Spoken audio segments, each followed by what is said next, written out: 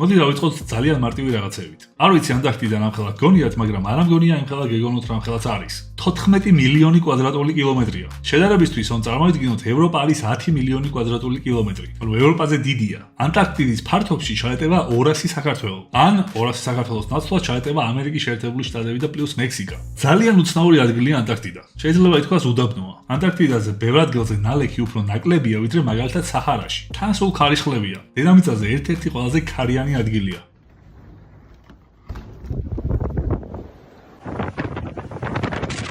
Asi კმ/სთ სიჩქარით მოძრავი ქარი, რამე განსაკუთრებულად არ ითვლება.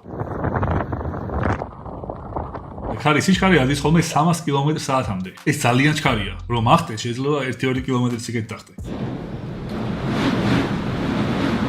თან ის ქარი უცებ კი არ დაუბერავს და ჩადგება, შეიძლება რამდენიმე კვირის მანძილზე გაგრძელდეს გაუჩერებლად.